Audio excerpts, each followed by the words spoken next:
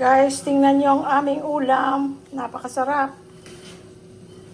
Si Louie Boy, talagang favorite niyang talagang bukid, di ba? Pero number one is maliliit na galunggong. Hindi malalaki, kailangan maliliit. Tapos ito guys, ensaladang okra, galing sa ating garden. Yes anak, this is from our garden ha. Tapos kamatis, galing sa garden. Sibuyas, tapos itlog na maalat. Tapos pipigaan natin ng kalamansi, imimix natin, pipigaan ng kalamansi at lagyan ng konting asin ito. Kasi ito hindi naman siya masyadong maalat. Pero hindi siya naglalana. Yes anak. I'm doing video nak. Naririnig nyo guys si Sky. Ingay-ingay. Ang ganda guys ng mga kulay. Oh. Yes Sky. Oh, guys, paki-subscribe ha. Ayan na. Pero kung mag-comment kayo guys, talaga nakakatulong yun sa aming channel. So maganda rin na mag-comment kayo dyan. Whatever you want to say. Maraming salamat. Yan guys, ang ating honeydew. Dalawang honeydew. Tapos papaya. Marami na tayong fruits. Lagay natin sa ref para na more refreshing. Naalala ko guys, meron pala ako nito. Ay, dumi. Kailangan linisin. Lagyan mo ng ice at tubig, parang cooler. Kasi mainit nga dito sa sa kusina, sa dirty kitchen. Meron namang malaking electric fan, kaya lang, mainit din ang lumalabas na hangin. Pero ito maliit lang, pwede kong itama sa mukha ko. Ayan o. O, diba? Para-paraan lang. Hi, good morning to. Why are you mad? Why are you mad? Ayan guys, luto ulit tayo ng gawa ulit tayo ng banana bread kasi naubos na. Mas marami nga yung ginawa ko. Lagyan naman natin. Wala na akong nuts, wala na akong kahit anong nuts. Last time ang nilagay ko hazelnuts. Ngayon lalagay ko naman chocolate chips sa ibabaw, dark chocolate chips. Ayan guys, luto na.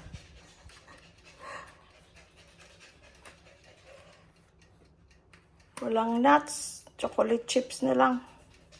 Sa ibabaw lang. Kasi kung masyado ng maraming dark chocolate naman yan, pero may sugar pa rin. Ayan guys, ang bango-bango. Ito guys, buko naman ang ating kakayurin.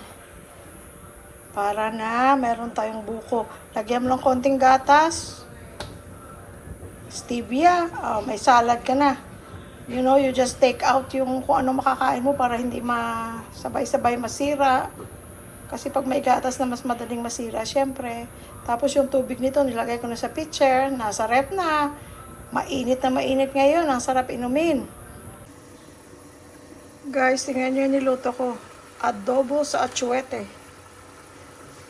Ang bango-bango. Maraming paminta, merong bay leaves, luya, pangalis lang sa bawang, of course suka, toyo. Tapos, para hindi tayo mag-guilty na sasabaw natin sa kanin yan, lagyan natin ng avocado oil. Ayan, bigay ni ate. Thank you ate.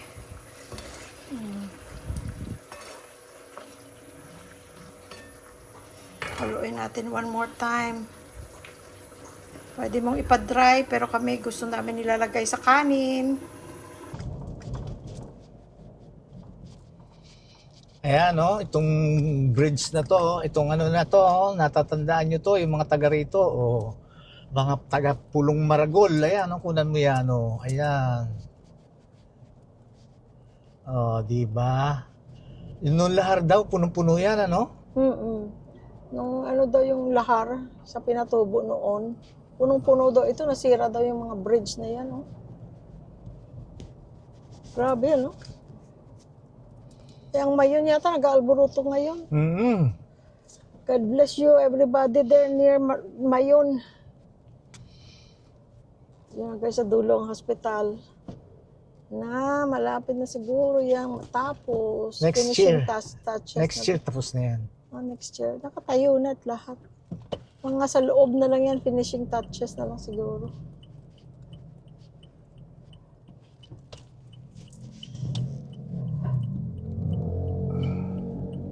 Exciting yung mag-open ng hospital Nung nagbukas ang Kaiser, Ontario in 2011, nag-apply ako for charge nurse. Galing akong Kaiser Fontana. Nag-start akong Kaiser Fontana year 2000.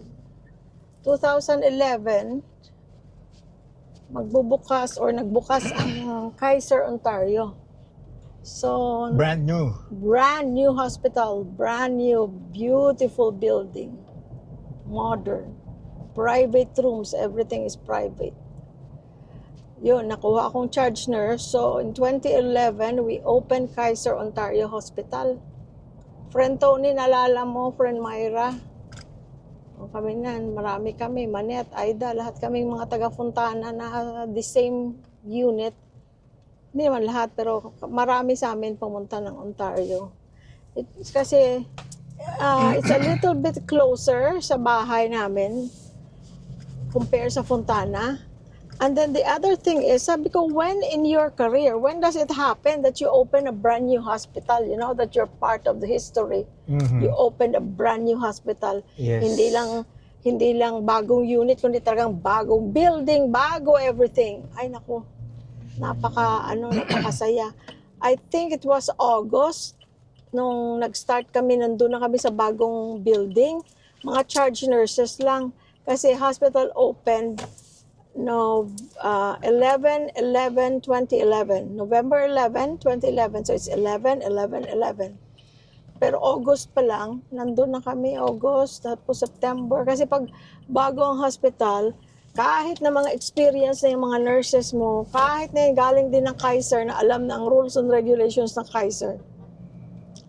Hindi naman 100% galing Kaiser, pero karamihan galing Kaiser. Pero ganun pa man, kailangan mo as rules and regulation ng Department of Health, you have to have certain mga classes, mga in-services, mga kung ano-anong mga training. Kaya from part of August, September, October, ang tagal. August pa lang nandun yung mga charge nurses. By September, nandun na yung mga all the staff. Pero we had training September, October. So wala ang pasyente, hindi pa bukas ang officially ang hospital. Pero nandun ang lahat ng staff, lahat ng department. Tapos puro training lang, Monday to Friday training. Lahat kami mga 12-hour shift. Kaya mas nakakapagod. Pagkagaling kang 12-hour shift, you only work for 3 days a week. Then you work 5 days a week, dahil 8 hours lang. Mas nakakapagod. Araw-araw kang drive papuntang trabaho. Pero masaya dahil, banjing-banjing lang. Training na alam mo naman ng mga bagay na alam mo na dahil nga lang kailangan sa mga requirements para maka-open ang isang hospital. It's a good experience and happy memories. So from 2011, tapos doon ako nag-retire sa Ontario. 2023 ako nag-retire.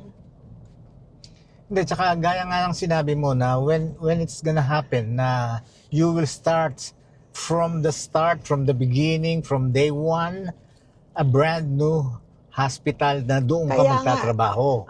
Karamihan sa nurses, di ba? Siyempre, kahit mag-iba-iba ka pa ng trabaho, iba-ibang hospital, pero, it's seldom na mag-open ka ng brand new hospital. So, yun, experience ko yun in 2011. Ang saya. Tapos, ang ganda pa ng mga rooms kasi puro lahat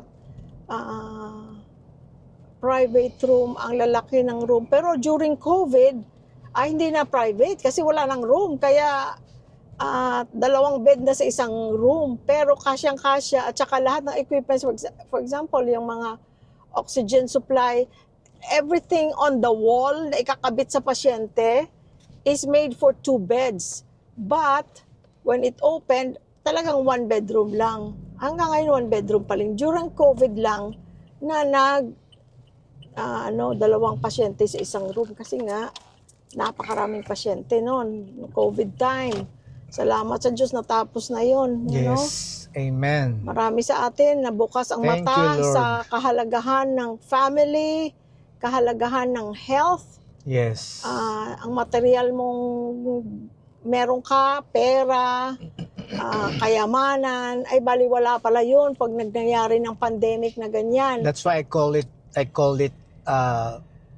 what do you call this? Wake up call. Nung may pandemic noon, yun ang sinasabi ko. Kako, this is a wake up call. Kasi nga, ang mga tao noon, halos wala nang kinatatakutan, wala nang everything, you know, wala na, nakalimutan na ang Diyos. Kaya ang sabi ko, this is just a wake up call. Ayun, nung magkaroon ngayon ng pandemic, after nung pandemic, nakita nyo mga post sa mga post nila sa Facebook, puro about God, puro about God, puro about God. Thank you Lord, thank you Lord.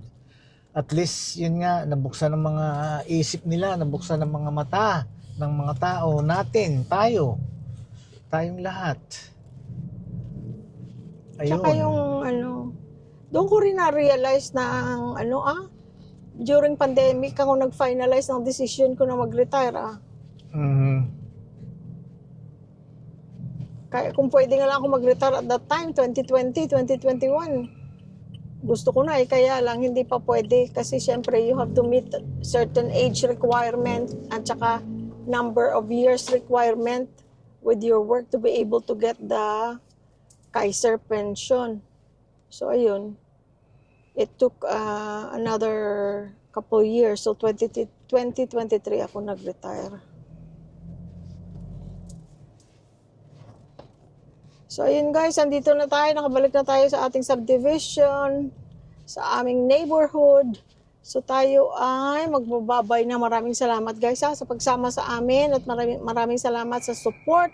Salamat sa mga messages, sa mga comments.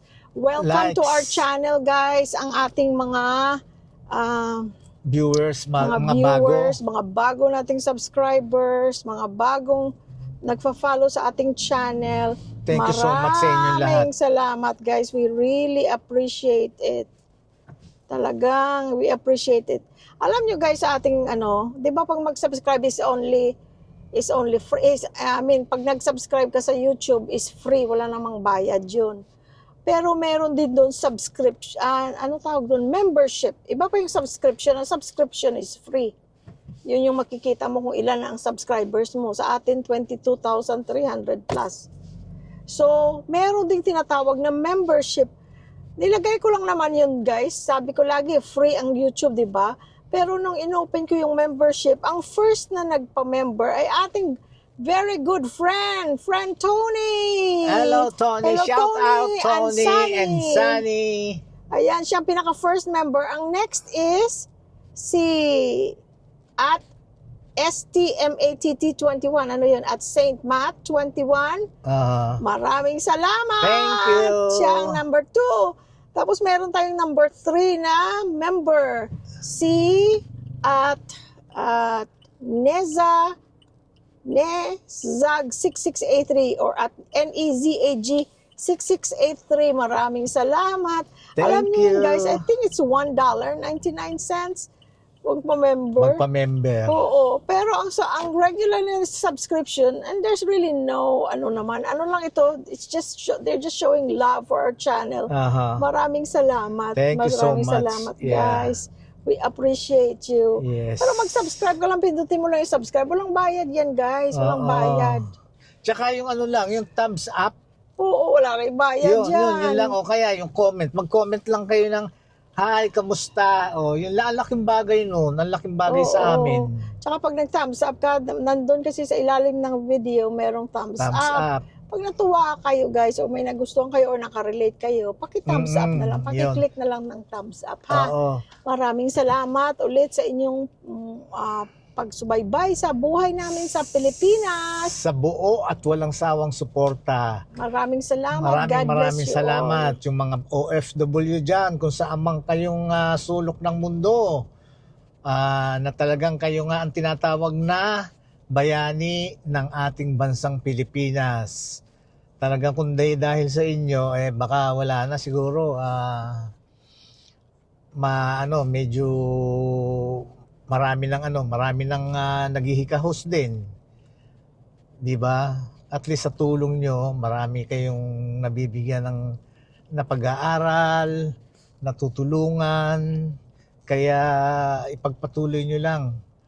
Keep up the good works yung mga OFW.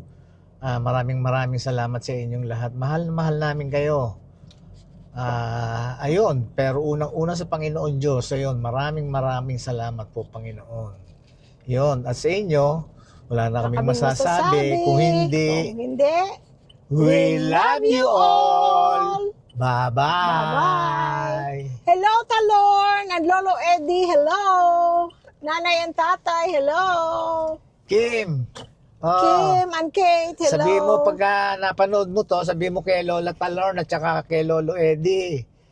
Iparinig mo to. Shout out ka mo sa kanila. Shout out ulit, Lolo Eddie at Lola Talorn, Nanay and Tatay. Mag-iingat kayo palagi. Please, Bye-bye. lagi mag-iingat. Bye-bye, guys. Bye-bye.